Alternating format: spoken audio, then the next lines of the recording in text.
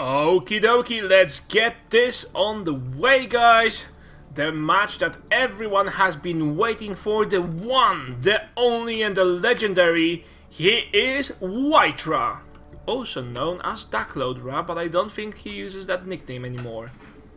And on the other side of the map, on the other side of the map we have the blue Terran with the balls of steel. He is Beastyqt from Team Empire. Now let me just set the colors straight for both players. We have Beasty as blue, White-Ra as red. Yes, indeed, all is fixed. And we will see how to play Heart of the Swarm Terran versus Protoss, or Protoss versus Terran, because White-Ra has been the person who I think, alongside people like Grubby and some of the Koreans, have been practicing the hardest for Heart of the Swarm launch. I mean, White-Ra was with Heart of the Swarm right off the bat. Even when the balance in the beta was very rough, he still was playing the game just to be on top of things and just, you know, keep himself on the toes. And he is starting with a 1 gate opening. Will we have a gas, or will we have an expansion sooner rather than later? We will see in a second. In the meanwhile, Beasty for now playing gasless. We will see if he goes for gas or if he goes to block off the scouting path. Or will he go and just claim the land in the name of Her Majesty the Queen and plant a command center here? No, he goes for a gas opening now. Terran versus Protoss have a lot new opening, guys. This matchup has been heavily influenced by Heart of the Swarm, especially openings with Widow Mines. And this SCV just realized that I have a pain in my back, and that pain has been White-Ra.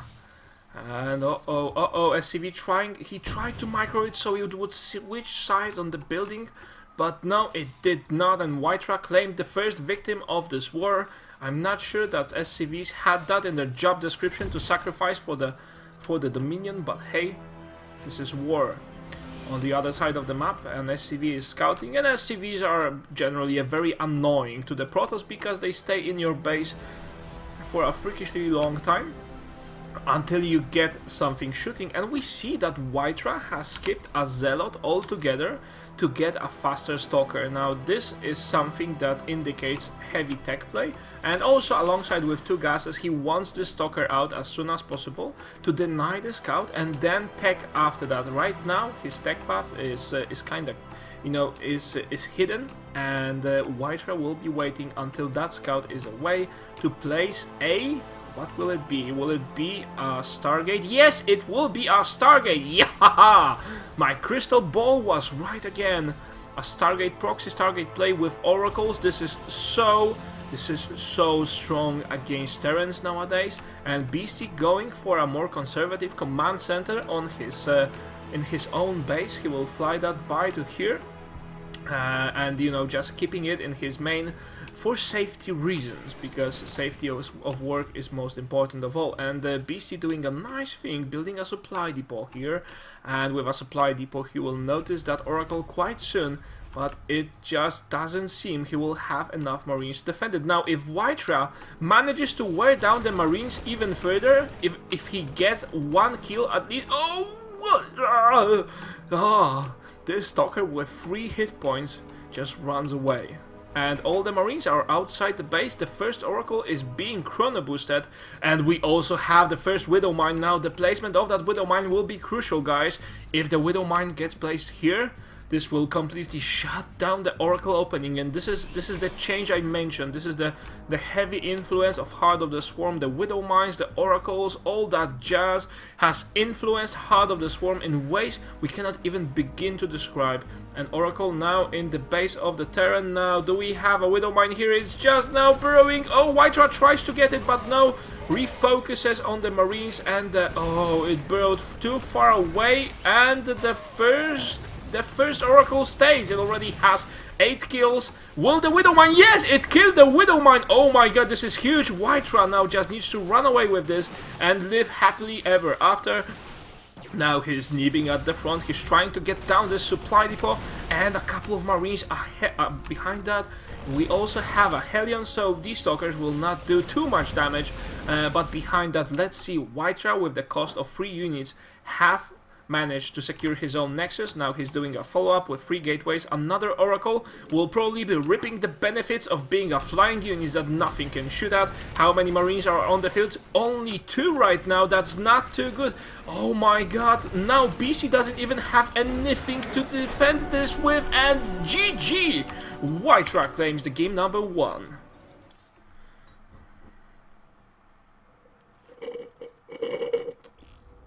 I have just run out of my yerba mate to keep me alive. My dear beautiful assistant, would you mind refueling me? That would be so nice, thank you. So anyway, guys, this is a nice opening. Definitely gives you a flavor on how PvT is going to work in Heart of the Swarm. There are 2 ways and 2 ways to pick up the initiative. Burrowing that first Widow Mine is also crucial, and if you do it at the right spot, then you shut down all Oracle play. But if you try to play it somewhere else, maybe aggressively, you may be punished. So anyway, let the players choose the next map. I'll be with you in a couple of moments, guys, in 3 minutes roughly, and we'll carry on this awesome series. At the end of the Showmatch, we will have 1 free copy of Heart of the Swarm for the viewers that are watching this live, so don't go anywhere.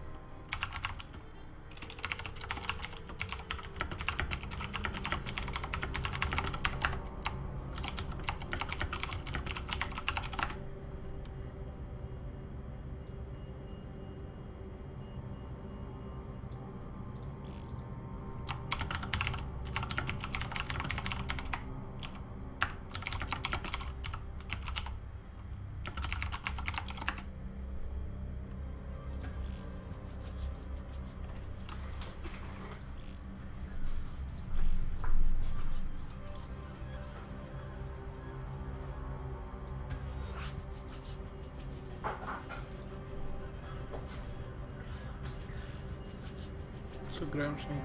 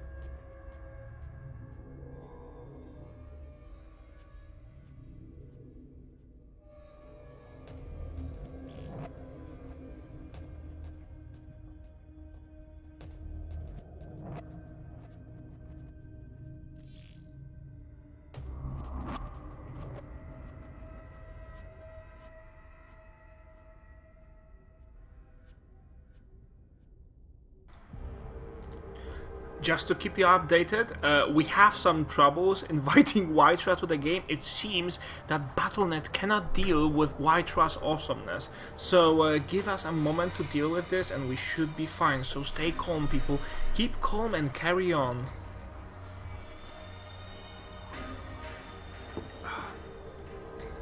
By the way, since we have a bit of a downtime, you can tell me, how am I doing with the casting? I used to be a professional Polish StarCraft 2 caster, but I decided I like the bar to be as high as possible, and I switched to casting in English. So if you help me, if you leave your feedback on the chat or on Team Liquid forums, it would be awesome, and I would enjoy it so much because it will help me become even better.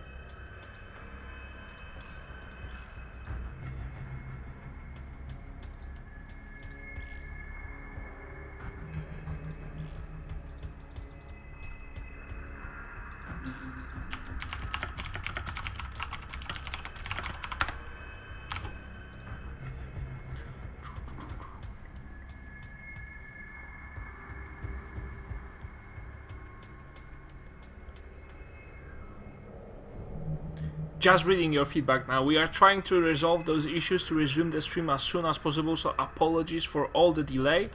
But I think that having in mind the awesomeness of the games that we are about to see, we can all stand that.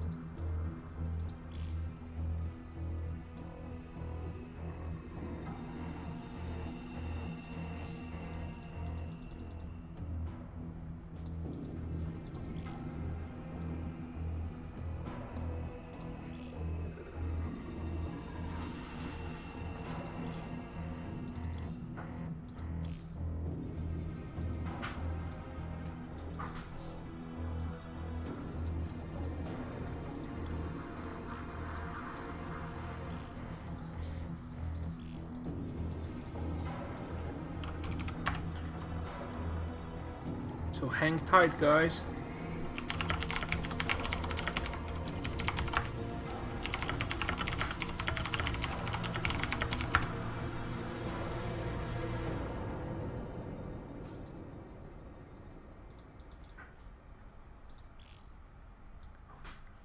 It seems we nearly got everyone here.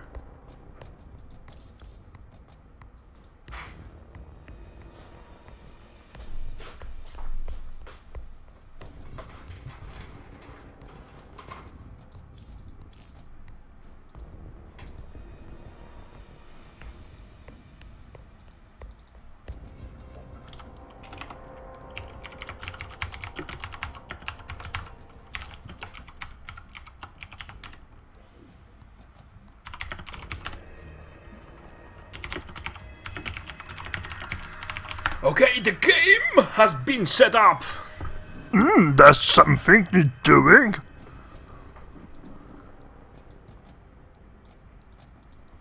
What you want? Always first to entertain you with some more orc voices.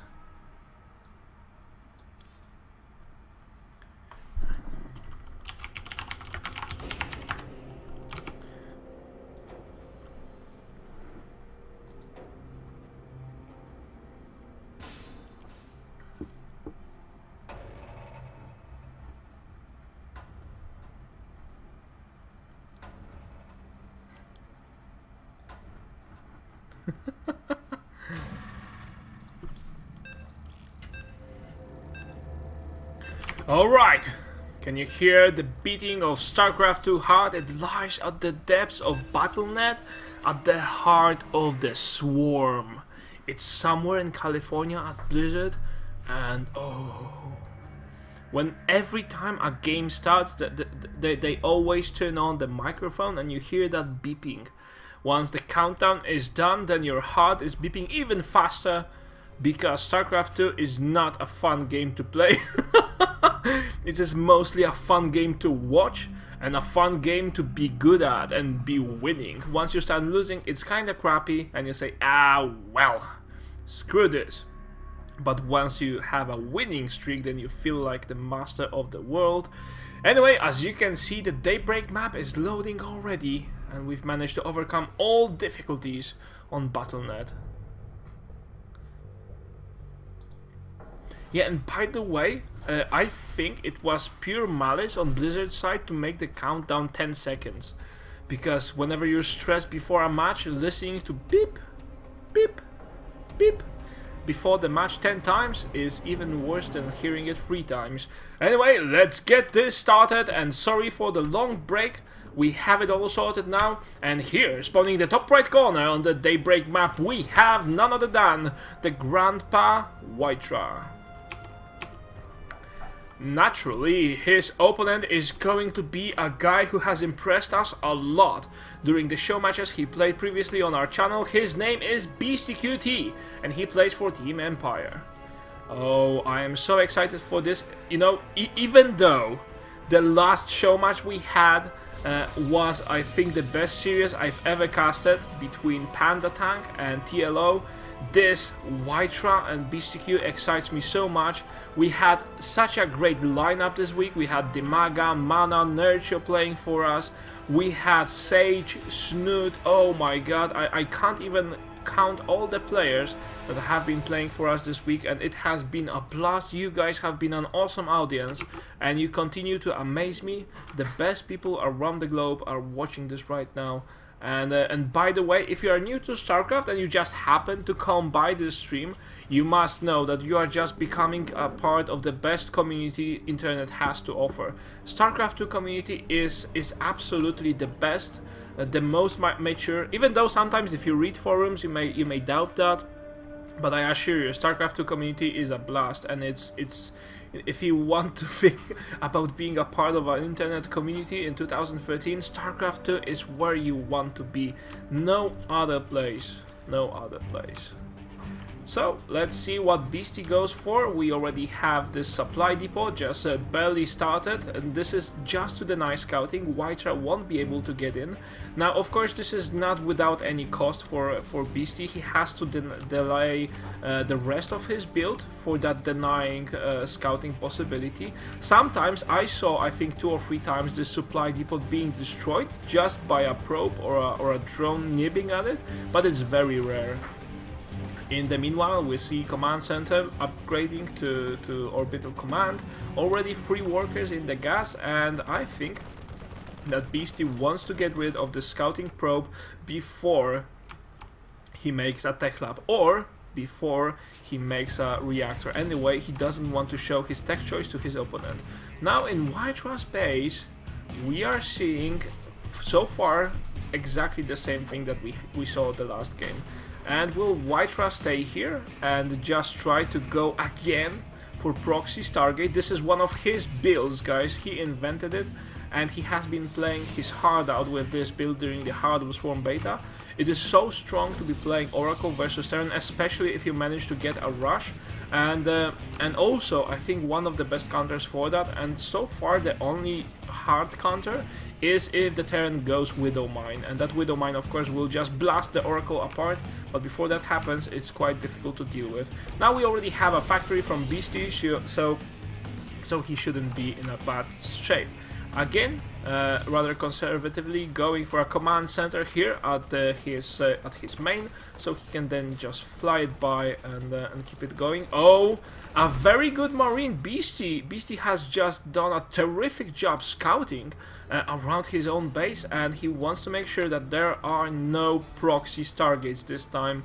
And WhiteRa going with the Mothership Core. I'm quite sure he'll be harassing with it. WhiteRa is well known for harassing with the Mothership Core. And the best part about the harassment is, oh, perhaps you will not get Marine kills or Worker kills, but you can drop the Time Warp ability on the middle of the mineral field, and that actually slowed down mining quite considerably. So we'll see if WhiteRa goes for that. He'll probably try to pick a Worker or two at least, although with Mothership Core DPS it's not as easy. So, oh, a nice delay on the starport. There's already one Widow Mine at the work and a ton of Marines. And let's just check the income. So from 740, sorry, 840, now we drop to 720 and all of that. I'm not sure how this does the calculations, but trust me guys, I think that the mule here has influence. I tried to make a point, goddammit, what has just happened? So anyway, as you can imagine, if this Time Warp ability slows everything by 50%, oh, the Mothership Core getting hit, and oh, it has to run out, it will be taken down by the Marines, and oh, it gets taken down. Not too good for WhiteRa, and Beasty is happy now, and has a Widow Mine up his front, so why not? The point I was trying to make earlier, and WhiteRa, by the way, just noticed he instantly reproduces the Mothership Core like he was anticipating that it will get down. It's not the most expensive unit in the game, it's only 100 minerals and 100 gas. With the Time Warp ability being placed on minerals, you slow down their gathering time and the travel time between the mineral patches and the base. That's always a nice win for you, even though if you don't claim too many workers or too many Marines. Now we see partially Widow Mine, partially Marine drop. At the same time, a small commando of Marines will be trying to make their way near the natural, and oh yes, the boost is being used, and now nothing gets dropped. Yes, there are two Widow Mines and the workers just run away. Did you see that reaction time on WhiteRa? He was waiting until there is a Widow Mine, until there was one. He was waiting and anticipating, and in the meanwhile, at the natural, the Marines are just wreaking havoc. There is still one Widow Mine, still not used, and oh, will it get picked? No, it just gets one single Zealot. It doesn't do too much damage, and it seems WhiteRa should be able to deal with this, although he is able to do it with difficulty. So, okay, let's see what's up. And oh, the new expansion is up. Command center being built by Beastyqt, and let's think about what he plans for the remainder of the game. I think he has. Let's check the worker losses. No, wow, WhiteRa with beautiful defense. He has managed to get out with only slightly more losses than it has cost Beasty to do this drop. And beautiful defense, a stellar example of how to defend against Widow Mines. And let's check what WhiteRa will be transitioning into. We already see Colossi being built, and also the extended thermal lance being researched. It's always a shame not to have that extended thermal lance. It's not so impressive for the chicks to have a shorter versions of the lances, and these Colossi that WhiteRa produces right now will be very impressive. Although what worries me is the army supply of WhiteRa, which is considerably smaller than that of Beastyqt's. And will Beasty go for securing another base? He is building the the command center, although that may be used just for saturation and just for the scanning purposes. But it seems that with this push he'll be trying to hide that third command center behind it. Maybe he'll try to land it here, I'm not sure, that's not very often seen, more likely here, but still this push has one purpose of making sure that command center gets placed before White-Ra has any possibility of trying to deny it. And we have now, we have only a couple of Colossi, not too many sentries though, and a couple of Zealots. It doesn't just seem enough to deal with the push that's coming off from Beastyqt. +1/+1 upgrades going down for White-Ra. It should be nice and awesome, although they will be very late, and Beasty, I think he just doesn't realize the advantage he had for a second there. He still has an advantage, over 20 supply advantage in terms of just sheer army size. And oh, now Beasty is loading up and going for a Doom Drop. At the same time, he's trying to deny the third. This Widow Mine will do a pretty neat job of it, and you know, Beasty probably will try to drop to the natural, and this will be a test for his multitasking. At the same time, he is also securing the third, so he's doing multiple things at once, and a multi-pronged attack is incoming. Oh wait, Beasty just trying to divert the attention. White-Ra has an observer here, so he knows what's going on, and he will not be surprised at all. A nice division of the armies, although a couple of those plus a Colossi may not be enough. Beastyqt on the other side of the map just building up his expansion, making a missile turret just to be sure that no Dark Templar harassment will cost him his life. And yes, immediately dropping the Nexus cannon, whatever it's called, and White-Ra defending this push nicely. There was no chance for a Widow Mine to land, I'm sorry. And Beasty, this push just has been denied, but also it's very worth saying that Beasty has done a terrific job of not overcommitting. If you go for a push like that, and if you're like, hell, let's go with this, and that push gets completely shut down, you have just lost a lot of units. And Beasty plays it out patiently. He says, okay, it's not going to work, I'll just get back, I'll heal up, I'll repair my medivacs, and I'll try to find out another way. In the meanwhile, White-Ra is going for Temper Archives and also Zealot leg upgrade and continuing the Colossi production, although at this point in the game he may better just switch straight for High Tempers, because Beasty, knowing that there are Colossi, he's already doing Vikings. He has 5, 2 more on the way at the same time. And oh, by the way, for White-Ra, +2/+2 upgrades, very essential when you're playing to Terran, for Terran. And by the way, this is one of the remains of old style of play that has been developed during the Wings of Liberty. Whew, this gets so exciting. So a third base for White-Ra to keep up with Beasty. And now I think the armies will try to dance around the middle of the map, and Beasty will try to swing around so he catches White-Ra out of position very smartly. One Widow Mine at the front. If there is anything significant, that Widow Mine will just burrow, and yes, and the Zealots get teleported back to air as soon as his guts start spilling out. I'm sure they will manage to stitch him through. And now the Vikings are going in for the kill to get at least a couple of shots at those Colossi. And extended Thermalance don't help you all that much when you're fighting against Vikings. And it seems Beasty is able to take down this Nexus easy peasy. And does White-Ra have anything to counter that with? The storm is nearly done. The High Templars are ready to cast the storm, although one Colossi goes down. Although still the research is not done, and +2/+2 upgrade.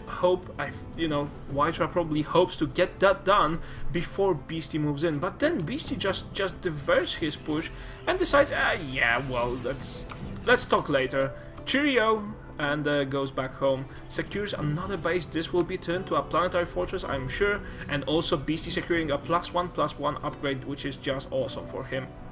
Mobius reactor and ship weapons as well, alongside with some ghosts. Ghosts are critical at this stage when you're dealing with High Templars, because the same as Vikings are a counter to Colossi, the same ghosts are for High Templars, although getting High Templar snipes is much more difficult, especially if they are hidden in a crowd. So the way that the Terran usually deals with the High Templars is just to cast an EMP, which removes most of the shields and most of the energy from everything that gets caught in range. Now Beasty, with some nice marine scouting, notices that marines do get split in half sometimes when attempted with psionic blades. And now Beasty moving out, he's going for +3/+3. My god, these guys are on top of everything this game. This upgrades they are doing, they will be both +3/+3 at nearly the same point in time. Now Ghosts at the front, they don't have any cloak, so they just hope for some nice and easy snipes. One goes down, but White-Ra with superior reflexes managed to feed back that one. And Ghosts are in. Uh-oh, the EMPs were not as good as Beasty would hope for. He just managed to snipe over Colossi, all the Colossi in fact, and White-Ra without Colossi support is now relying heavily on those 3 High Temper, and uh-oh, only 2 of them left, and they survive, barely escaping. Now Empire Beasty trying to choose the moment perfectly for the engagement. He knows that the opponent is not in a very good shape, choosing just small groups to deal with High Tempers, manages to snipe another one. Oh, such a stellar play from Beasty. Now this Showmatch is getting even more interesting now. Will Beasty manage to claim this victory? Because this game so far has been, a blast. And let's see what the players go for. I need to slow down, otherwise my heart may not take it. Let me just check what the players are doing. We have a planetary fortress here, we have a cloak upgrade, all of the nice jazz. I think that by now players are just waiting for the upgrades to finish, and White-Ra, as soon as he gets +3/+3, he'll be able to move out, because then he will get at least 30 seconds of advantage, and nothing will be able to contest him. Once White-Ra has 3 upgrades, oh my god, it will be so difficult to deal with him before the 3 upgrades finish for the Terran. Oh, we also have a nuke, so nice. Where is that nuke being produced? We don't know. But it is somewhere hidden in a secret lab on an island. And White-Ra has to be careful, and oh my god, this was not very good of Beasty. He tried to snipe a couple, but then High Tempers were hidden here. Will they manage to get one storm? Oh, it was a, yeah, kinda of a nice storm. It will not be enough. He needs at least 2 more big ones, but he doesn't have the energy, just missing a couple of points of energy. He wants to keep the Dark High Templar alive as long as possible, and the Archons are now in the fray, trying to delay this, and another storm, but again, it was not as good as White-Ra needs. Another Ghost now with cloak, and you see that mushroom that will be growing here. Yes, that mushroom is very difficult to pick. And the nuke nearly has landed, and White-Ra manages to evacuate everything from this place. Wow. So let's talk what are the options for the late game. I think that now players should consider switching to some other strategies, like going for Hellbats, for example, because Hellbats have been designed to deal with large numbers of Zealots, but it seems Beasty is just stuck in the producing of Marines and Marauders, and that happens. Players just get stuck in the Wings of Liberty mindset because they know how it works, and it's more difficult to switch something that you are not so sure about. And Beasty going for a Doom Drop here. There are 2 cannons, but I'm sure they will be picked out as we speak, guys. And White-Ra has to deal. A planetary nexus has been cast, but then will it succeed? No, there are just too many Terran here. And we have High Templars feedbacking the Medivacs, but that's not enough. We need more Zealots. We need more Zealots to help this crew. And White-Ra doesn't let the position go. He throws 2 Colossi, and they will nearly immediately go down. Will both of them be sniped? Oh, well, the second one just by an inch. And now White-Ra engaging on the middle of the map. The Ghosts are trying to snipe whatever they can, and another Colossi will go down. No, it doesn't. And another nuke being cast here, but then the Ghosts have been killed. And some feedbacks, but they are not as helpful as one could hope. And White-Ra being on his back foot right now. 90. Oh wow! By the way, the army supply extremely equal. It's just the just the sense of the game that tells us that White-Ra is on the back foot. And now even going for this shield upgrade, not extremely helpful against Terran, but then better than nothing. And we have the game is kind of stabilizing from now on, except this ghost, you know, trying to avenge Sarah Kerrigan. It was not the dealing of the processors. No, I'm sorry, my friend. And a Nexus here is getting built.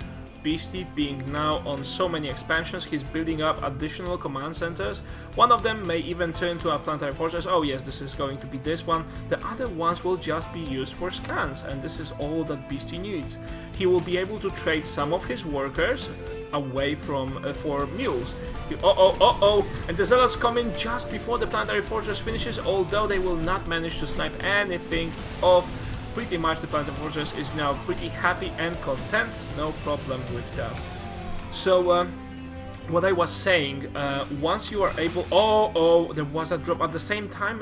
White-Ra have been dropped here and has lost his Nexus. So once you get enough orbital commands, you're just able to keep up the mining. You can keep up with the mining just by dropping mules everywhere, and once you drop a plethora of mules, they will keep you up and will keep you alive, no problem at all. The rest of the workers, you'll just be able to say, well, you're fired. But it will not be a regular fired, because fired is it means exactly that. They will be fired upon by Colossi Lances, because then you just sacrifice your workers. And now we have multiple attacks, small skirmishes all around the map, and another nuke being dropped. Now the question is, will White-Ra get a nice read on this, or will he just panic? No, he goes ahead. He knows that probably there's a nuke somewhere behind my back. I don't want to stay there for too long. And repositions himself. Nothing except those two poor cannons gets hit. Nicely done. Then we have another Doom drop at the top by Beastyqt, and holy smokes! All the tech structures, all the tier 3 tech structures are here. The Colossi, the High Templars. Now White-Ra won't be able to deal with any of that. We have additional drop here and additional banner here. EMP is going all around the map. The players are dedicated to this attack now, and Beasty just runs away knowing that he has done enough damage in the background to help White-Ra considerably. And White-Ra is dropping in supply. However, his main army still remains strong, so well, will it be enough?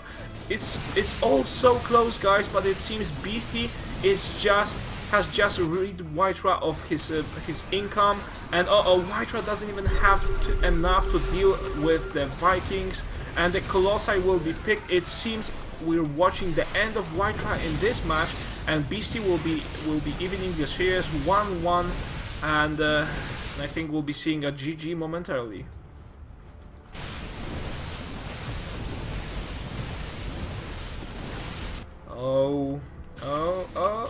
Well, yeah, kinda not enough, but we'll see. So Beasty right now just dropping all around. He wants to give as many losses, but then White-Ra stays alive. He managed to warp in additional Archon and a couple of Stalkers. That was all he needed, and he's going for a base trade. Now, I'm not sure who will come on top of this scenario.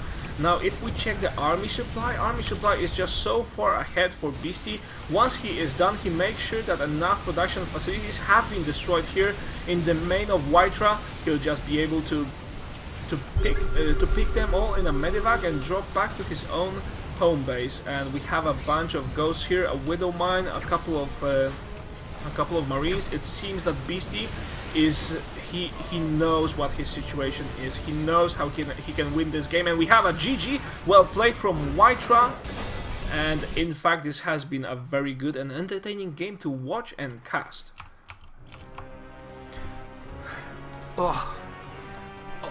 Yes, this is how awesome it gets.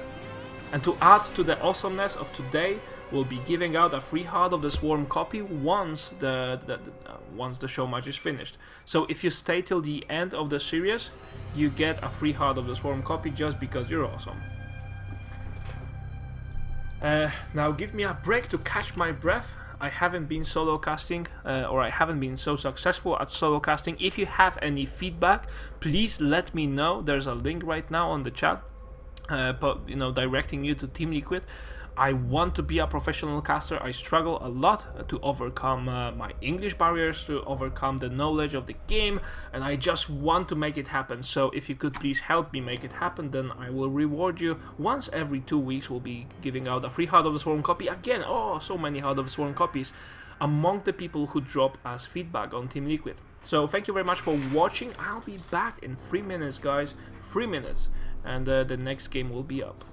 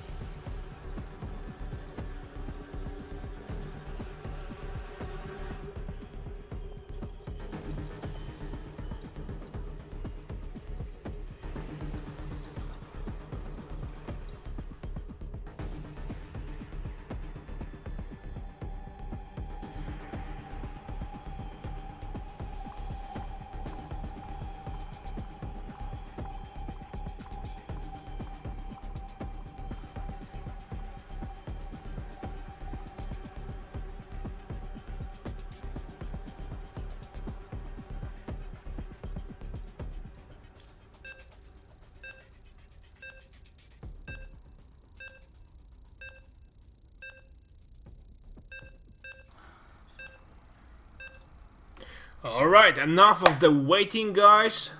We're going to play on a map that everyone keeps asking about.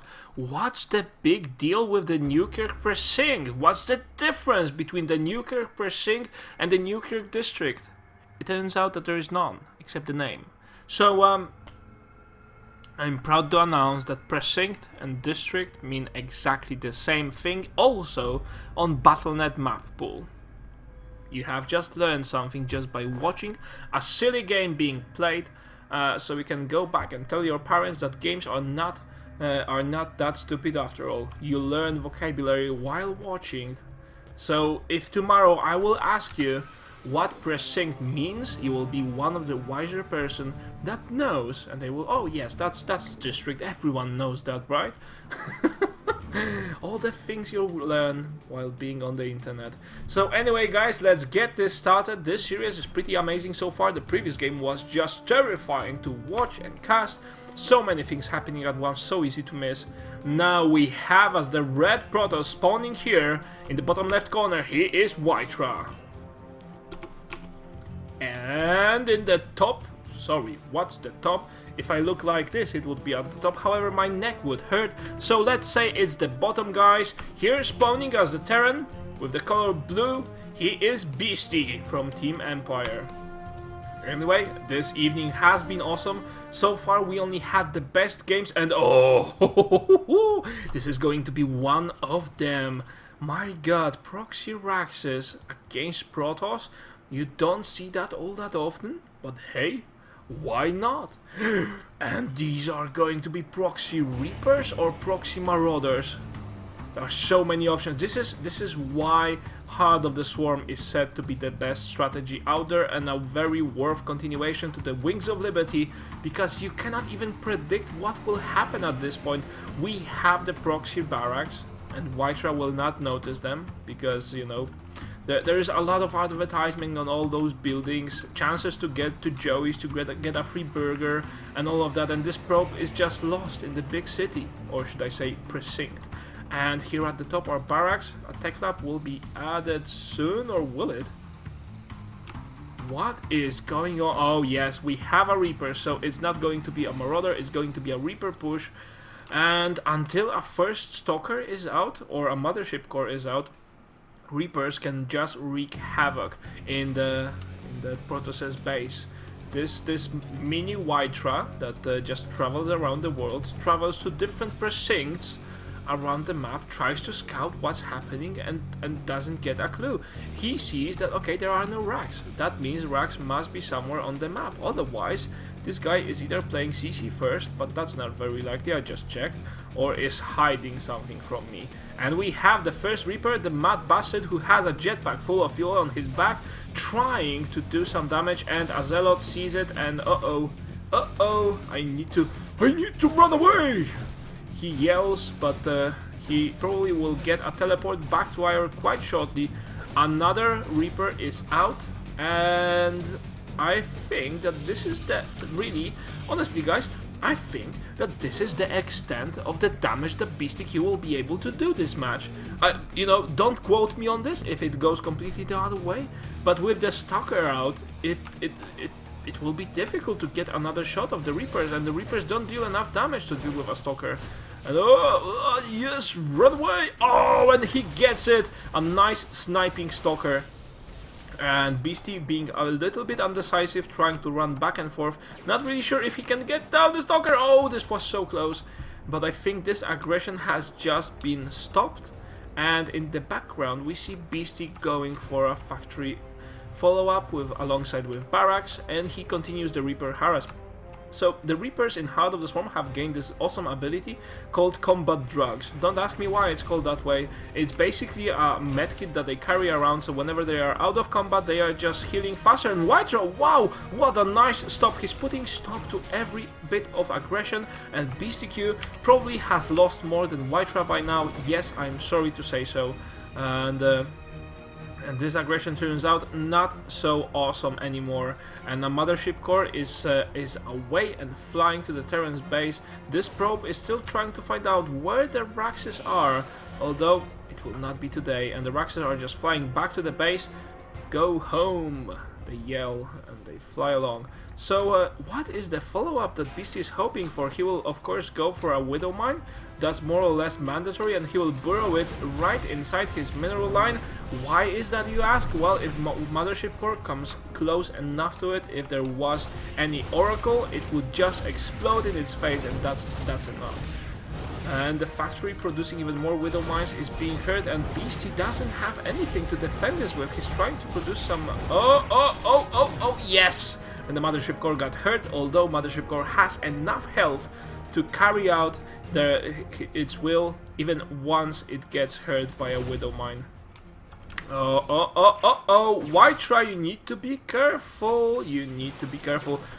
What a precise placement for everyone except this stalker that his own dead carcass has just prowled across the floor, and now it's a lot of time before the next Widow Mine comes, and the one that tried to burrow there just got sniped, and Beasty, it seems, will be opening his front. There is a time warp ability, although I'm not sure it really helped. White-Ra trying to reposition himself, he's exploiting the high ground, low ground advantage and changes, and there's already a Marauder on the map, so the Stalkers shouldn't be a threat. However, the numbers are in favor of White-Ra right now, and even behind that, he secures himself a Nexus. So this is... well, this is it for the Mothership Core, but except that, this is how you play against Terrans who open Stalkers against... sorry, if a Terran opens Stalkers against me, I would be worried. It would mean someone has just disbanded my army. But then against a player who goes for Reaper harassment, it doesn't really work all that well against Protosses, especially that the Mothership Core just shuts down the harassment altogether. Now the Stalkers need to be careful, there are still Widow Mines, and they will notice where the Widow Mines are. There are a couple of ones burrowing here. Oh, and they try to get it. Yes, they get it. And even gets 100 XP for it. Yay. We like to hunt for XP. And White-Ra claims the victory, bringing the series to 2-1 lead for himself. And Beasty is not really looking good right now with this failed Reaper harassment and the lack of follow-up. He just fell victim to White-Ra. Whew.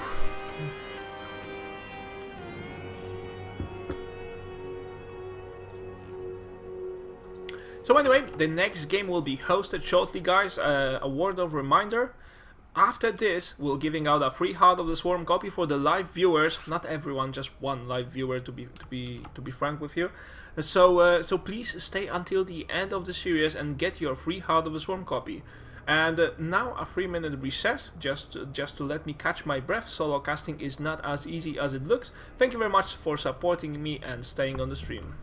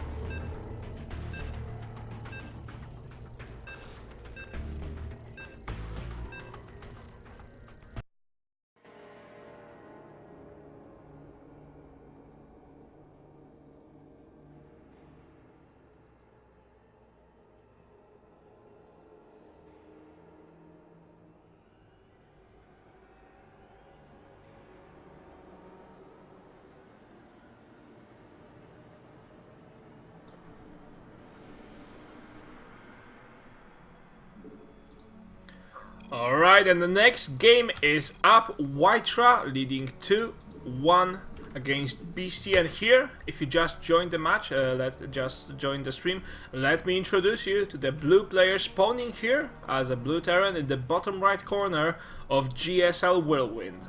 His name is Beastyqt. He's playing for Team Empire. Now, on the other side of the map, we have none other than the famous Protoss player that everyone knows and adores. He is White-Ra.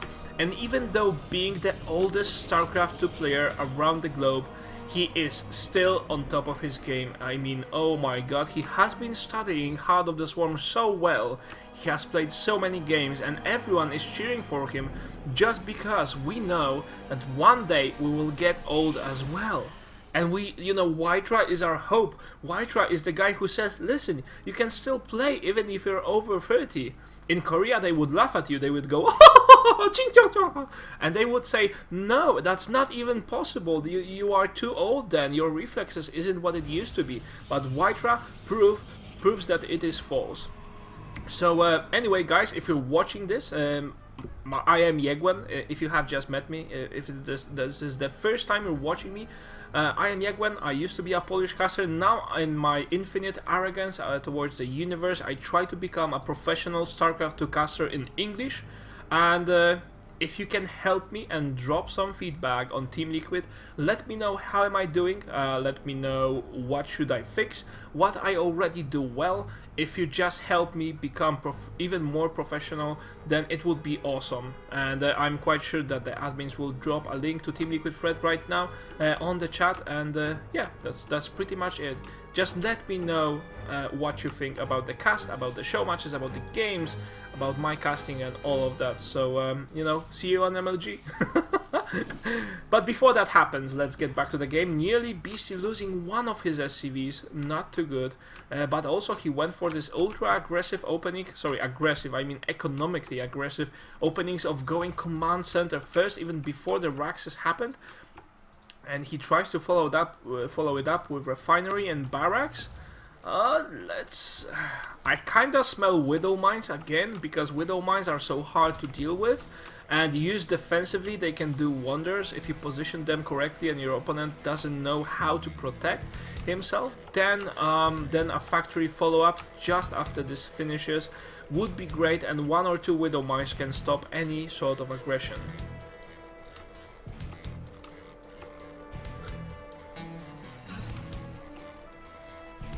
And in the meanwhile, on top of the map, we have it's one game. Ah, here it is. I was looking at the map. Where is it? Where is the rest of the build, White-Ra? And here it is, a Stargate follow-up. So against a command center first play, Stargate follow-up is the strongest thing you could do. So yeah. An oracle that comes into play, and we do in fact have a factory, just as I predicted. My crystal balls are still working. So yeah, a Widow Mine, you know, there's a science behind burrowing mines, really, guys. So once you get a Widow Mine, there are a couple of spots you may try to place it. First, you may just try to keep it wherever and burrow when necessary, but that's usually kinda late. So what you can do instead is burrow at the paths of attack that an Oracle will have. And of course right now, Beasty doesn't know that there is the Stargate here. He didn't scout with his Marine, so he can't be sure that anything is going his way. And uh-oh, we don't even have an Oracle, we have instead a Void Ray. What is going through your mind, White-Ra? Behind that we have a 4-gate follow-up. Oh yes, this is going to be amazing. One of the most innovative builds of Heart of the Swarm so far. 4-gate plus some air. So the 4-gate attack will be of course much smaller than usual, but you will still get a bunch of zealots. You just can't spend all that gas. You will get a bunch of zealots, plus you will have Void Ray support and Oracle support. You will have high ground vision, and oh, this is so strong. Now burrowing the Widow Mine, and he kinda knows what's going to happen, but will he be able to stop it now? Oh, the Oracle will just go on and continue to harass, and the 4 gates are nearly done, so we will have a round of warpins in a second. The Void Ray ripping apart the supply depot, or at least forcing for some heavy lifting to the SCVs, and Marines are there, but they are not enough. Oh. Wow, beautiful turret placement by Beasty. He manages to deny the Oracle. The Oracle still stays alive, so no problem there. And now we're having the rounds of warpins we spoke about earlier. And the Oracle is kinda anxious, you know. Oh, I usually get some kills. Why can't I go and fight? No, you can't, because you will be taken down, you idiot. While the Zealots go, holy smoke, that was a good idea! The Zealots went in, forcing the Widowmine to fire upon its own SCVs. White-Ra with some brilliant play, but then Beasty just has enough SCVs to surround this and repair until the very end. And it seems Beasty stays in this game, guys. Beasty didn't fall for White-Ra's aggression, and there is not much White-Ra can do to follow this up. Oh, well, Beasty has to be careful about this. This is all very fragile for now. All very fragile. And what does White-Ra do? White-Ra goes for one more Void Ray. Oh, this Void Ray will be so handsome here. The Void Ray has long enough range to try to start picking up the SCVs. And also, I'm not sure this is a good idea, but by Beasty, if a Zealot would just go into this group of SCVs, all the SCVs would be dead. You need to be so careful. Players haven't got used to it yet. Oh, the SCVs will die in a second. Most of them do anyway. And the Void Rays are charged up. The Prismatic Alignment now going into full effect. And this bunker falls down, but will it be enough? It seems Beasty has enough force to deal with it, although the Void Rays are doing so much damage to the Marines, and the Stalkers just back off. They don't want to participate too much. They want to take down the Marines as soon as possible. The one Void Ray that has been hurt just backs away, and the Stalkers are being heavy hitted by Marauders. And this Void Ray will just go down, although there are no Marines left. The last Marine has just died. Let's call him Frank. Frank has just died, and there are still two Void Rays doing heavy damage, and Beasty has to retreat.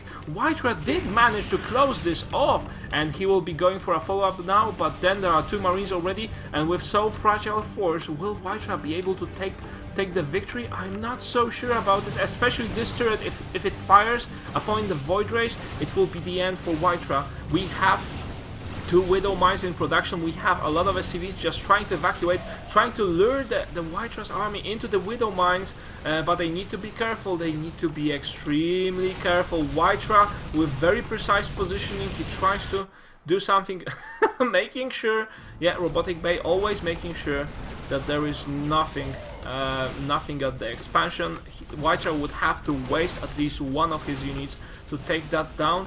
And Beast is still alive. Losing another bunch of his workers. Total of 32 SCVs lost. And Beasty GG's out of the game. He is not able to deal with this pressure from White-Ra. Such a smart play by White-Ra. Very nice positioning. And it has been surprising. After this first bunker not being able to take down this first bunker for such a long while, had to follow up with a second Void Ray. I thought that, it was a good idea, but still Beasty was well prepared. No, it turns out that White-Ra was even better prepared, or had a better idea. One of the things that hurt Beasty the most was how many workers did he lose to self damage. You know, having workers near your Widow Mines is just like whipping yourself on the back just for exercise, you know. I'm going to take place in a boxing match. Let's whip myself just before the fight to give him an advantage. So anyway, it didn't play out the way Beasty wanted, but hey, anyway, let's get to the next game, guys.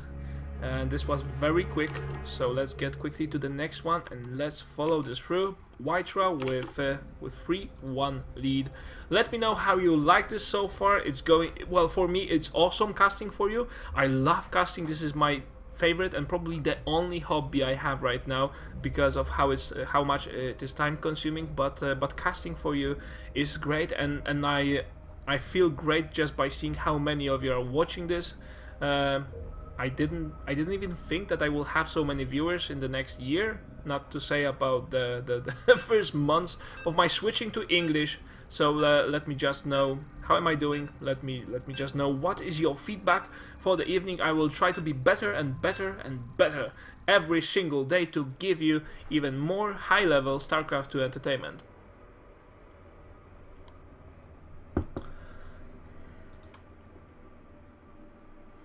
Oh, so you guys being sweet, just big heart for you. Yay! Oh, I'm not really sure I'll be able to follow on the emotions now in the game. You have flooded me with so many nice comments. So hey, thank you. Oh, we love you. I love you too. This is why I'll be having a Heart of the Swarm copy, because this is how I express my love. My wife already got one, my friends already got one, so now I have one for you. Unfortunately, I don't have 2000 Heart of the Swarm copies to give to everyone on this chat, but at least I will try to make life easier for one person who gets lucky. So anyway, back to the game itself. It's 3-1 for White-Ra. And here spawning the bottom corner, of the bottom side, I would say, bottom side of the Antigua Shipyard map. He is Beastyqt and he's playing for Team Empire.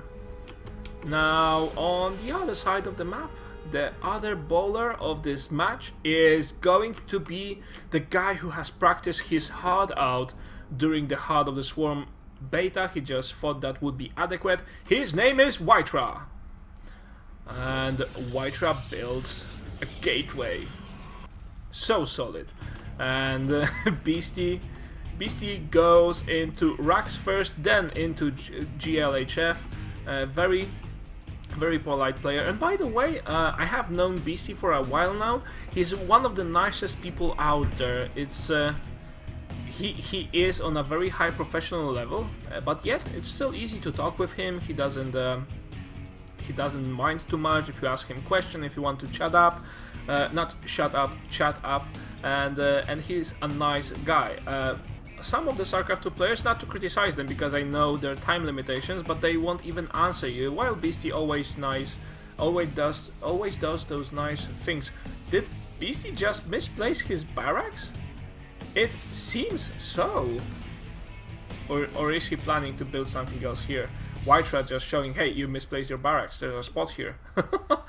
and Beasty will be going for what? For Reaper harassment. Beasty will be going for Reaper harassment, or he will need to repark his barracks. Anyway, he's gathering gas. He can also switch. Oh, I think I know what Beasty is going to do. He's going for a proxy factory. Yes! This is going to be a proxy factory. I was wondering, when he will replace this barracks. Will he reposition them? Will he go for Reapers? What is he going to do? No, he's going for a proxy factory first, and it's going to jump straight into this gas field. No one, it's so cloudy here that no one knows what is there.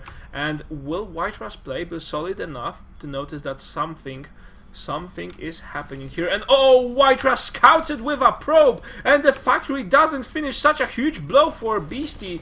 He follows up with a marine. He still intends to do it, and this probe is going to fall with a gold mineral patch in its hands, and with its dying breath he just drops it on the ground and it disappears. Drops somewhere in the sewer, and oh, White-Ra sacrifices one stalker just to get this SCV, and will the factory finishes!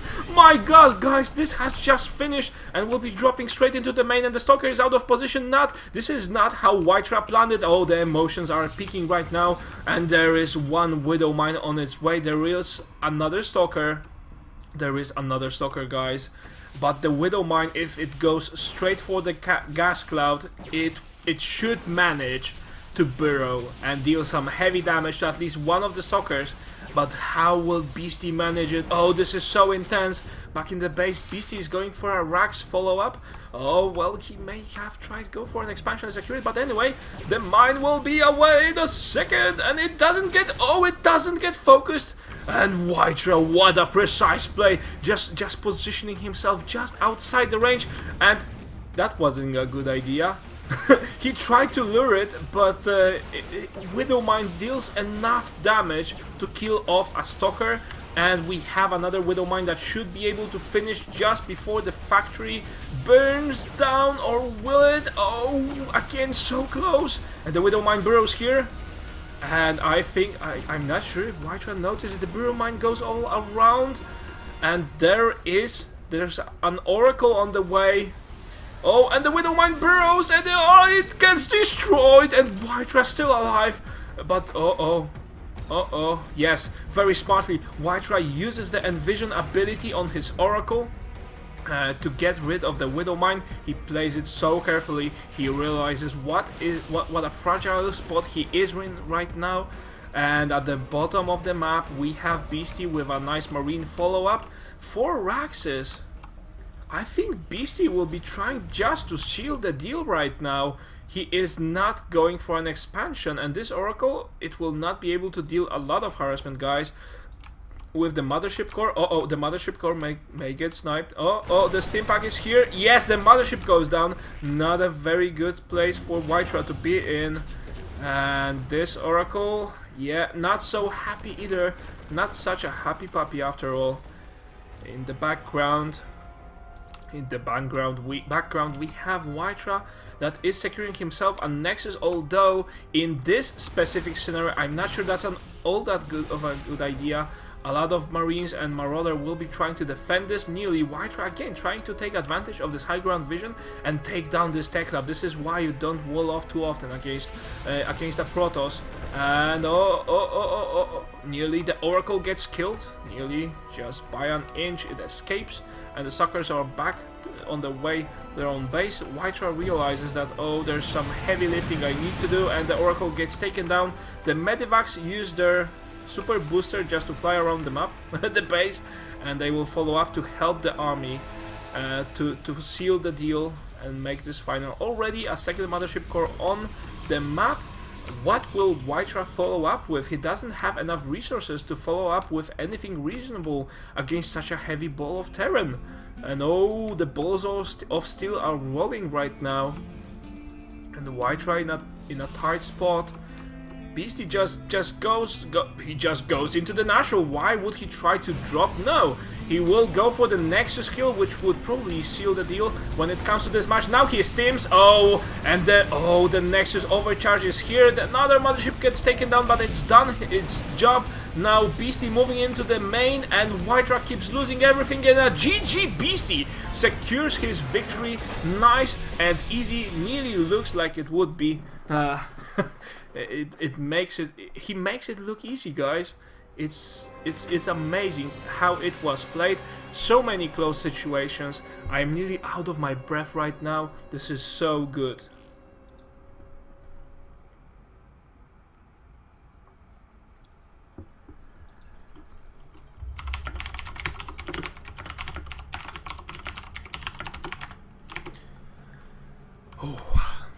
Again. Whew.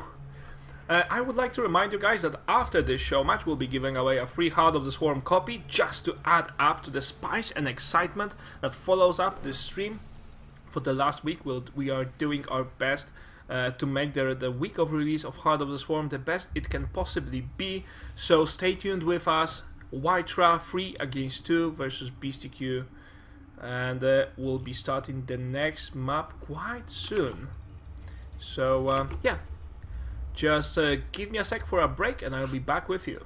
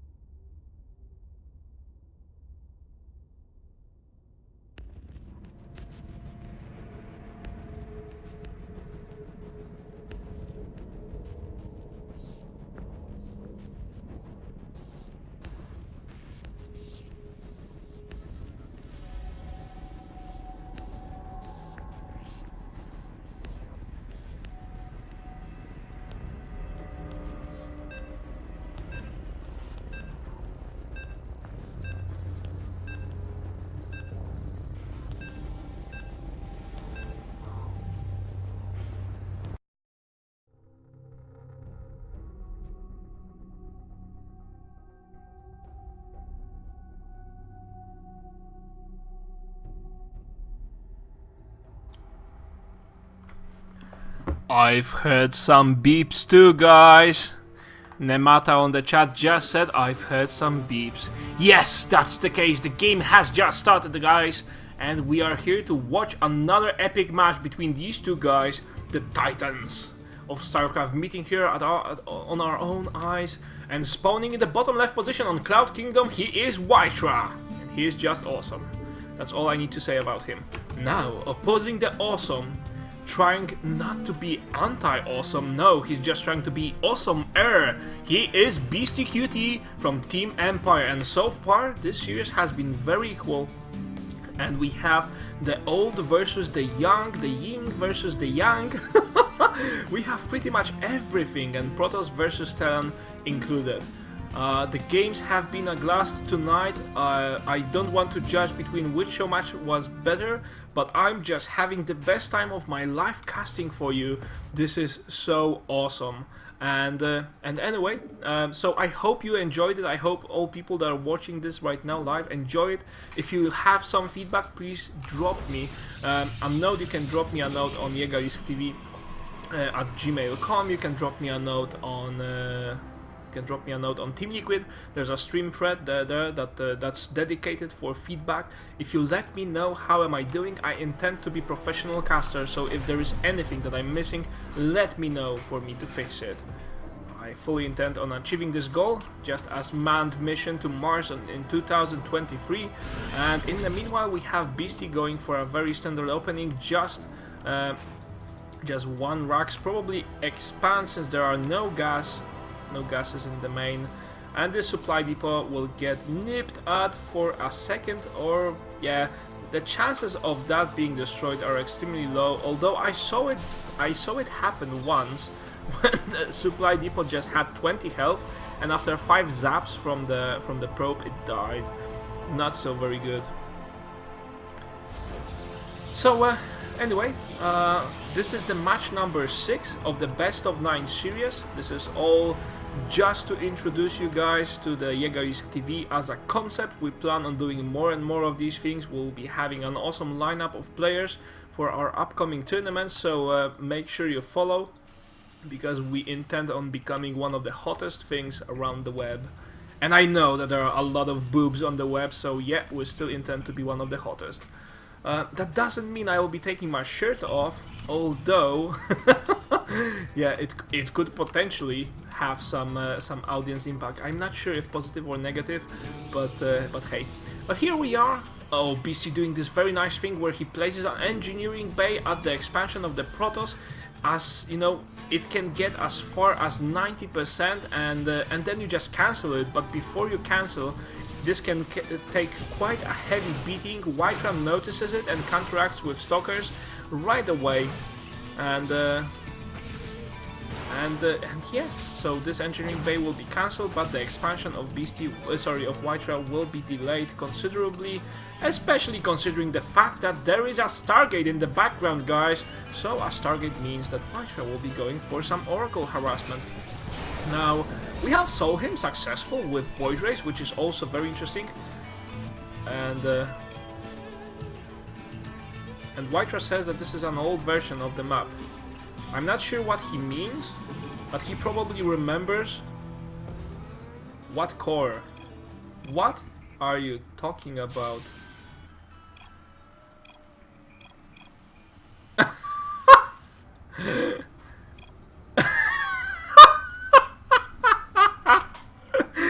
It seems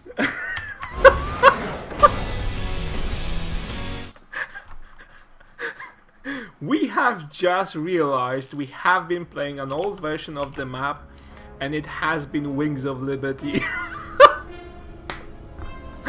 Oh my god. So as soon as White-Ra tried to produce his his mothership core, he realized that there is this one big ass mothership to build, and that's it. Yeah, so anyway, this has been entertaining. We'll be rehosting the game quite soon, guys, so don't you worry. In the meanwhile, I can just read what you have to say on the chat. It's awesome you're being so active, and It's great having such a huge audience for those show matches.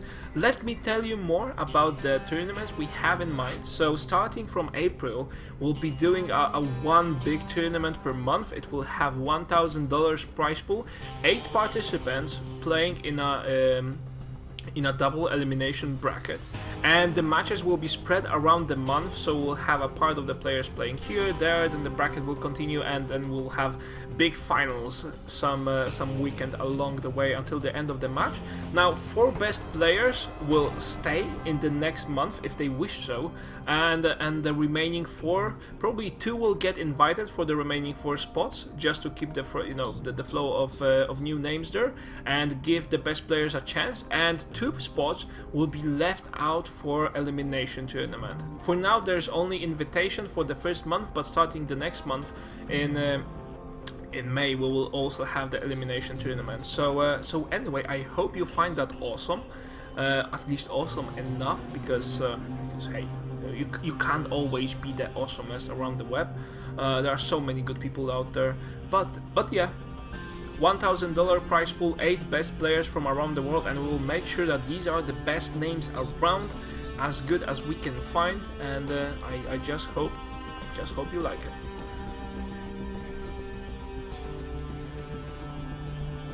it. Banana asks, come on, tell us, how did you meet your wife? She used to hate me. My wife? Oh my god, how much did she hate me? I cannot even express.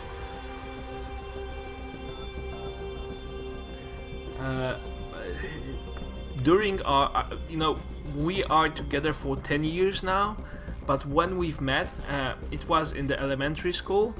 She instantly started hating me because I have been extremely annoying. I have been such a smart ass. I mean, I have been pissing a lot of people, and I have probably been the worst kid ever. I always ask the wrong questions of my parents. So anyway, you can get a picture that I used to be pretty annoying. And yeah, so she hated me, and eventually, after a couple of years, it turned out that we had some common interests, and this is how I ended up being branded with this ring.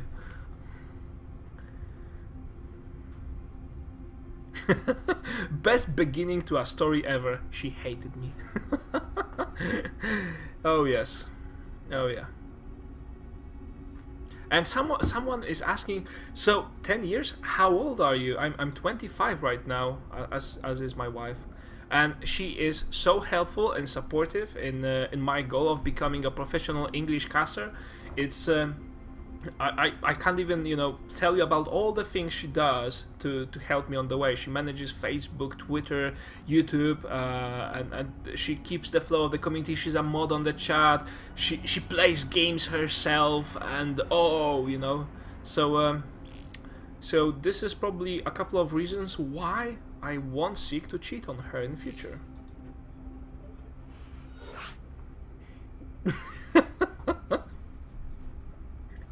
Will there be a reply? Will there be a retort?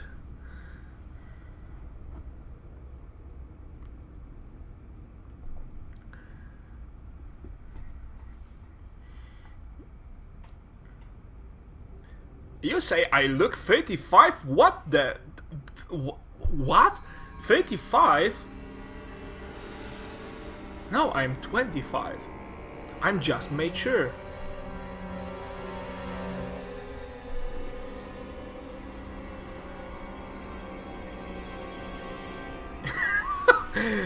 So many girls hating on me, there's still a chance. Yes, hate is a good way to start a relationship. What are you drinking? I'm drinking yerba mate. This, guys, I'm not sure if you heard about it. I will try not to advertise this too much, but yerba mate is sort of a tea that has a lot of caffeine in it, but it works completely different than a regular coffee would do. When you drink a coffee, you get a speed bump for a second, like the Medivac booster, so you're really hyped for a second, and it all just slows down, and you kind of feel sleepy, and eventually you kind of regret that you had that coffee in the first place.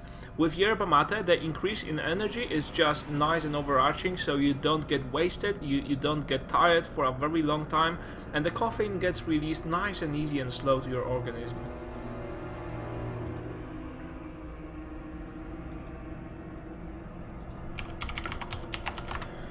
So yeah, you can try it out. It's just a regular tea. Well, it's not a regular tea, but it's a tea that has this caffeine in it. Yeah.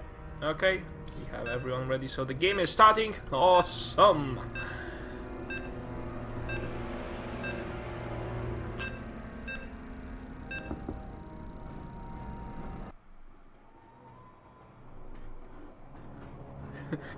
It doesn't have any. Someone says, "Dude, stop drinking that. It's a poison." No, it's not a poison. It's actually something that keeps me running at evenings, because, you know, I have a day job. Yeah, so you kind of need a day job. If you're not a professional caster yet, you need a day job. And by the way, I really like my job, so there's no reason why I shouldn't have it. But you know, guys, once you get back to home from work and you just spent 8 hours at work, and ahead of you is another 6 hours of casting, probably without drinking something like yerba mate or energy drinks, it would be difficult, and I wouldn't be so entertaining. With yerba, you just get this nice energy boost, then you sleep like a baby, and that's it. I don't need to worry about a thing. So hey, let's get into the game again! Let's start the emotions flowing, and here we have, spawning in the bottom left corner of Cloud Kingdom, he is Beasty, the beast from the east. And his opponent is going to be the guy who we all know, love, and enjoy to watch. He is so creative, he has special tactics, and he is White-Ra.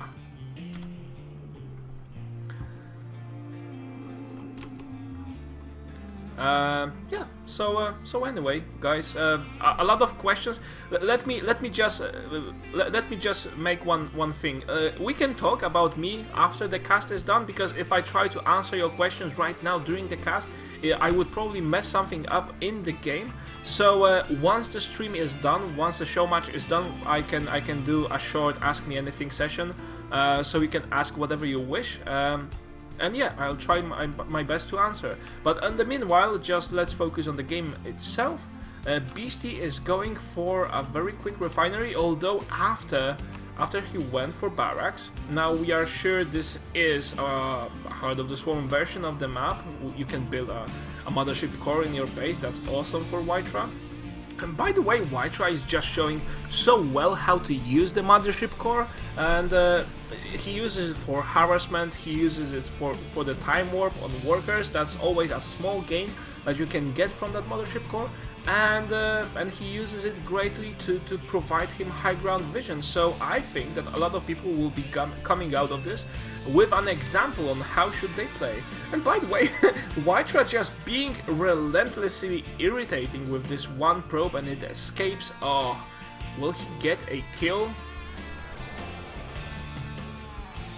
Will he get a kill? No, he won't. And that's I'm just thinking what White-Ra will be trying to go for this time.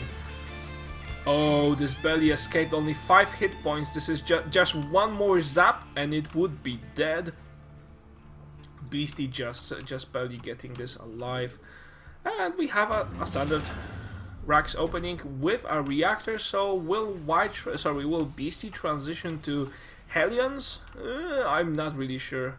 He probably will. Yeah, he goes for a command center. But now the question is what he will try to secure it with. Will he try to secure it with Hellions? Against Protoss, not working so well. Or will he go for a ton of Widow Mines? That's a possibility. By the way, I like this fact that he builds this factory away from the ramp. That way he just makes sure that in any case, if a stalker would run up the ramp, he wouldn't know that the factory is there, and until the factory is done, it will just be okay. So whatever the stalker sees there, and there is already a stalker on the way, it will not be the factory and it will not be a big tell after all. And yeah, I was just hoping to see that point being proven by the players.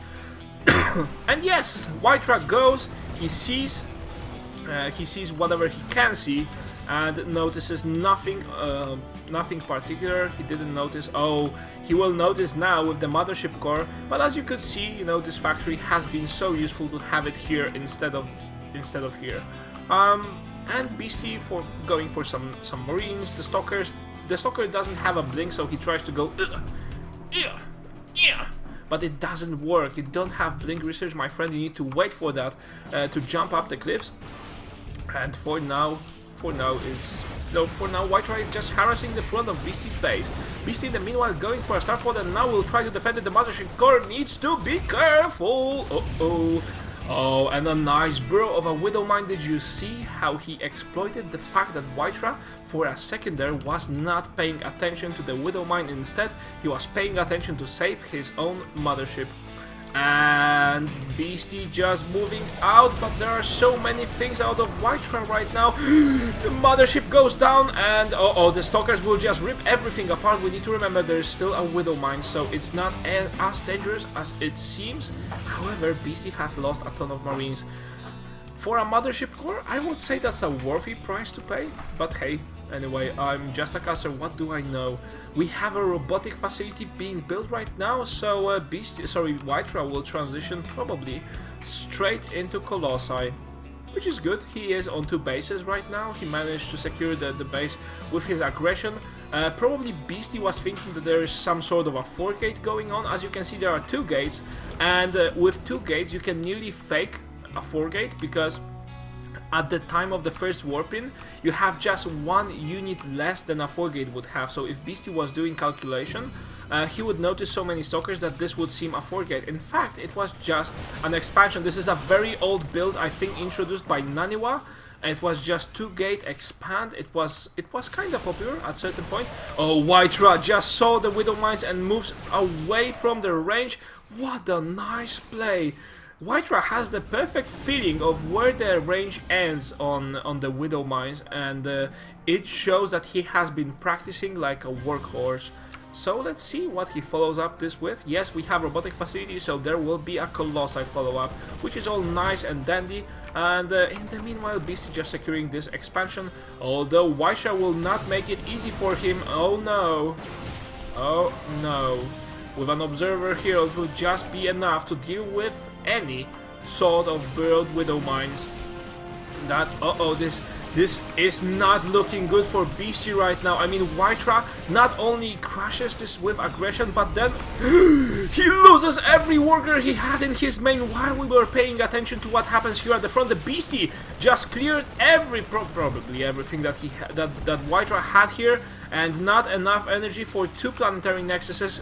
White-Ra will need to stay in his main and defend it. Oh, well, just barely. This medevac gets out, and the stalkers here have the high ground vision thanks to the observer. The mothership core was down, and you know, White-Ra is just able to pick at the front. There is a bunker, so Beasty is not giving up yet. However, his position is very fragile at this moment. White-Ra, as we saw earlier, is very good with the positioning. He won't move an inch, not even provoked. He will even lose stalkers, but you know, none of them will budge. So Beasty just now, it seems he stabilizes the game. He wants to move out with the Widow Mine, and will it burrow in time? Oh, he needs to be careful. The Widow Mine is such a fragile unit. You don't want to use a Widow Mine in front of all of your workers and units. And oh, the observer is still here, so the Widow Mine will get picked. A scan goes down, but a bit too late, and the Widow Mine is picked out, and thus White-Ra manages to claim another victory. What a solid play by the Protoss. So right now the score is 4-2, and even though White-Ra is leading significantly, I think that this is not the last map we'll be having ahead of us. So yeah, This is the best week in my life, to be honest. Casting for you is a blast. The games are even better than I anticipated. I'm the biggest fan around the world of StarCraft 2 Heart of the Swarm. This is the game of 2013. And yeah, my name is Egwen. You can follow me at all those places. Straight there. So fly on.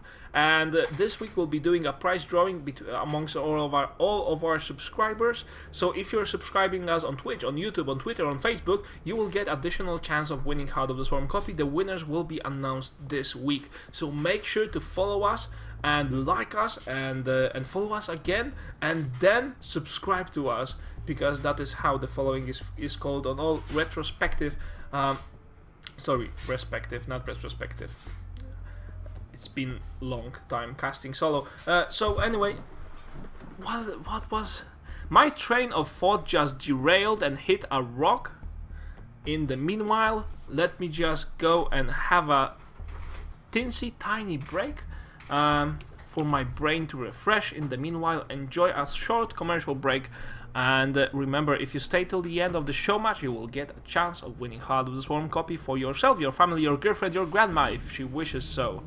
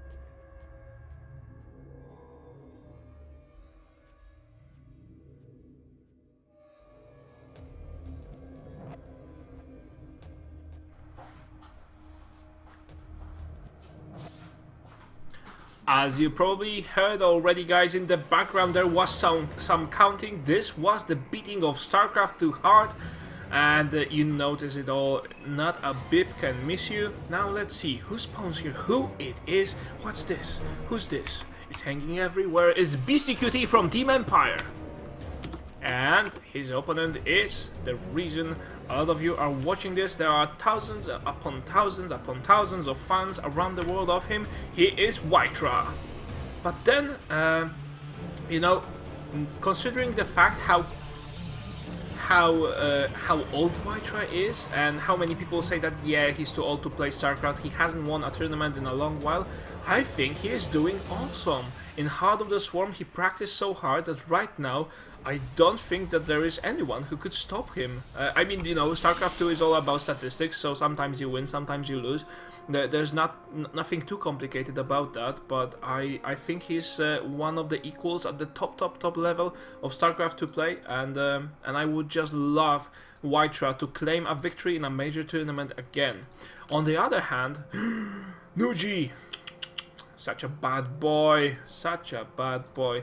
On the other hand, Beastyqt is one of the uprising stars of StarCraft 2. He has been participating in a lot of online tournaments and show matches, and starting doing more and more and more every single day. So we will see. I will be progressing and watching how Beastyqt's career progresses, because, you know, it's great to see the new names. If we get stuck with a closed pool of names in the top professional scene of StarCraft, it will mean that the game is probably dying. If there are no new names coming up, if there are no new names each season, it means that the game is slowly dying and falling apart. So anyway, We have White-Ra doing nice harassment as always, and Beasty, holy, yeah, run, help me, someone help me. Ooh, thanks guys, you're so nice. And White-Ra doesn't manage to get a kill with the probe, but is being annoying as hell. On the other side of the map, we have White-Ra who's doing what? He's going for a second gas. So I imagine White-Ra will be going with some this time I bet on Stargate again, so I bet that White-Ra will be going for some Stargate play again, although he saw the gas on Beasty's part, so he probably will not be so confident in going for oracles, but hey, we'll see what White-Ra does. Before that happens, White-Ra does the usual thing, so he drops out the Zealot. He doesn't want the Zealot, because Zealot is useless at the beginning of the game when it comes to defending the scouting, right? Against Zerg, it's awesome. Against Terran, not so much, because the Zealot just chases the Wild Goose, which is the scouting SCV, and is not able to deny any sort of information. A Mothership corner being chrono boosted out, and now the Stalker is out. I think White-Ra will be able to make a decision, which is going to be, of course, Proxy Stargate, his favorite build of Heart of the Swarm. Awesome! And we'll see how Beasty reacts to this. He already is going for a command center in his own base. Very conservative, just to be careful. A lot of people will just build command centers straight up here, but that is taking a risk. If your worker gets sniped, if there's aggression, you will not be able to finish off that building, and that's the major risk. You will need to cancel it, or you will lose it if it doesn't manage to finish off. If you build it on high ground, you lose like half a minute of mining time, but hey, you're nice and protected, so why not? Beasty just going in. Oh, he doesn't have Stim, so not much he can do right now. He doesn't even have a tech lab, so Stim is nowhere close to be finished. But in the background, oh, Beasty again hiding his factory, and he will have Widow Mines, and he's going for Starport. I think Beasty will be trying to go for some Widow Mine drops, and White-Ra being annoying as possible with the Stalkers. He doesn't even mind losing Stalkers all that much. What he wants to do is wear down the Marines, because when it comes to using his oh, this is so good. White-Ra just sacrifices himself partially to take out as many Marines as possible, because whenever the Oracle comes, and by the way, White-Ra already taking an expansion, whenever the Oracle comes, as few Marines as possible on the map is what White-Ra wants. And now positioning himself so he cannot be hit with the Widow Mine, although not as confident as he used to be in the previous game. He will be waiting here and just keeping his opponent in check. The Oracle just flies this way. Oh, yeah. Well, yes. Well, yes, it goes straight for the mineral line, and there is no Widow Mines there. And just now, as Beasty has loaded, oh, the Oracle will be wreaking havoc in the mineral line. Not so good. Now everything dropping around the Oracle. Not so good. Although the Oracle was not enough to take down all those Marines. Nice reflexes from Beasty, and White-Ra claiming 5 innocent lives with this air harassment. Now, I would like to note that after that there is no follow-up, there is no follow-up, no Void Ray transition. White-Ra just used that as a diversion. So in the meanwhile, he secured himself a Nexus. He is nice and dandy in his own base. He is going for an Observer right now to be wary of any Widow Mines. And yeah, so he wants to keep it safe for now, and he's going for a robotic facility. A very bold move, to be honest. Yay. Oh, yikes. Does he have enough force to deal with this drop? If the Widow Mine burrows and gets a nice hit on the Stalkers, it will be even perhaps too heavy. And yeah, it hit a worker, so Stalkers get saved. But the Widow Mine is still here, and White-Ra managed to deal with this just by an inch. And right now is transitioning straight for Colossi, so he wants to speed up the process and does sacrifice his army. As you can notice, he only has 2 gateways, and 2 gateways is just not enough to defend against Terran for a longer period. This is the sacrifice that White-Ra made. So he says, okay, I want to get as fast a Colossi as possible, and I'm willing to risk that I get taken down early. If I don't, I just secured myself a nice advantage. Now let's see what Beasty does in his own base. We have... what do we have here? We have just some things. I mean... yes, I was wondering what's the missing ingredient. Oh, and Beasty just decided he wanted to go command center, but decided better against it and now goes for barracks. That was an interesting change of mind. He made that in an instant. He said, yeah, screw this. I'm going for the kill right now. And with the addition of barracks, he dedicates himself to some aggression, and probably the command center will be placed later on. But for now, Beasty just doesn't want to lose, so he's playing it safe, going for the bigger army, while WhiteRa just risks everything in the name of getting the higher tech sooner.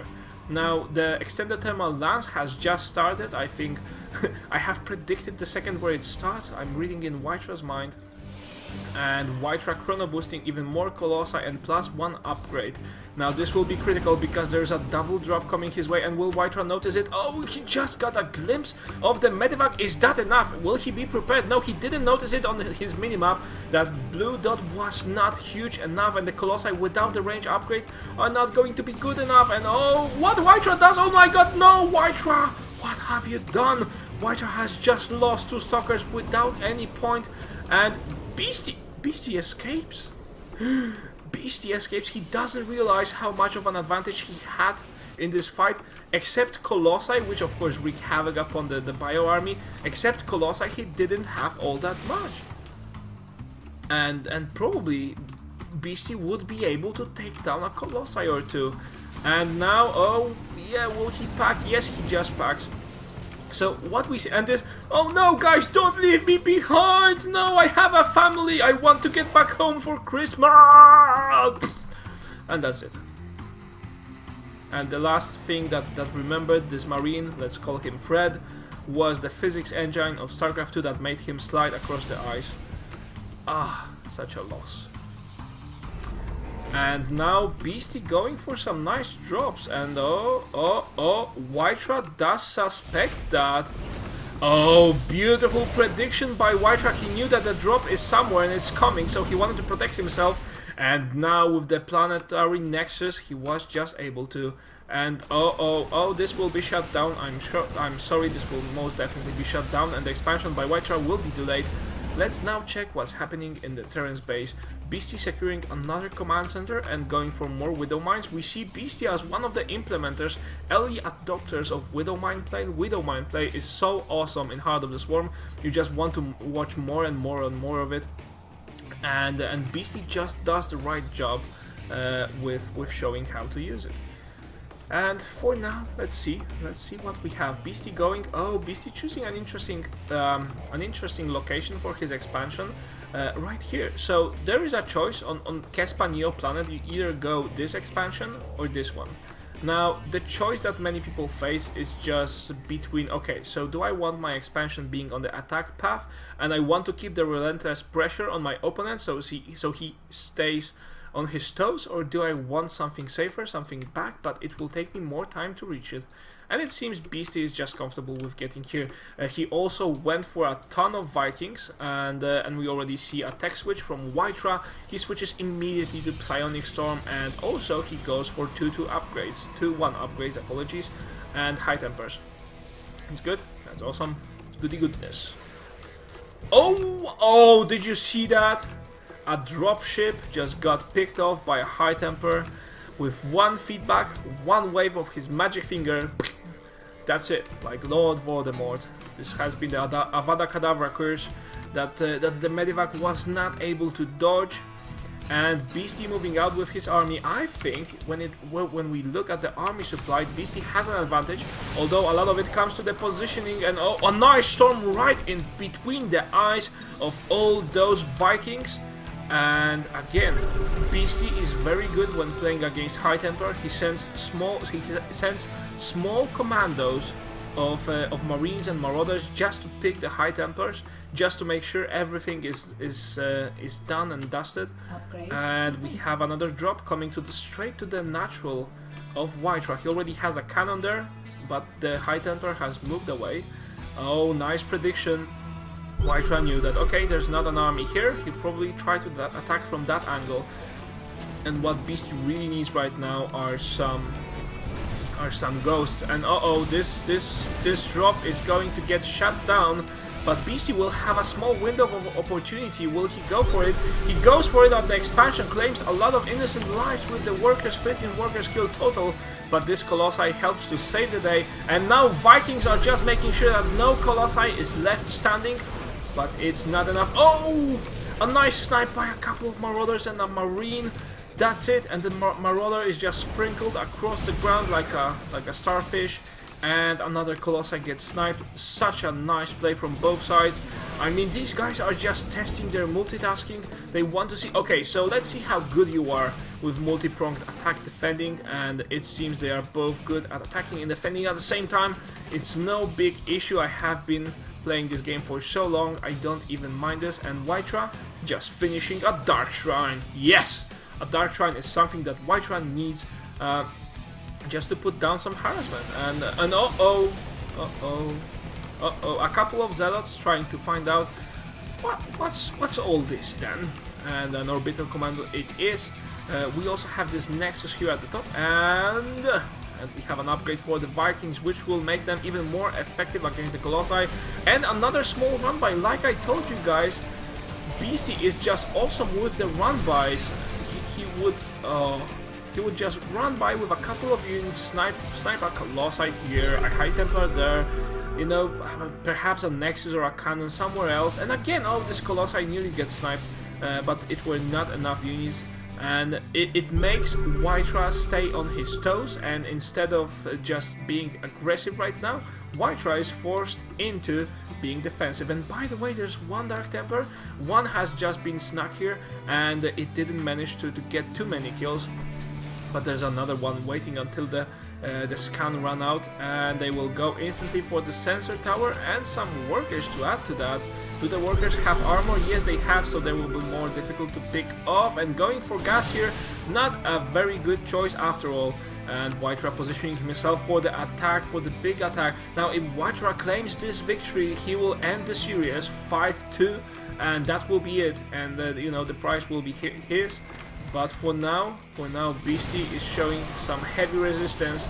Oh, nice storms, but most of the storms just go straight for the Zealots. Not so good. The Ghosts go into the fray, but they are not enough. And we're running out of Zealots. We still have a High Templar with barely enough energy for a storm, just 5 hit points. The Zealots push him, run away, stay alive for 5 more seconds, and yes, he drops a storm right in between the eyes, and Beasty goes GG. White-Ra takes the series 5-2, guys.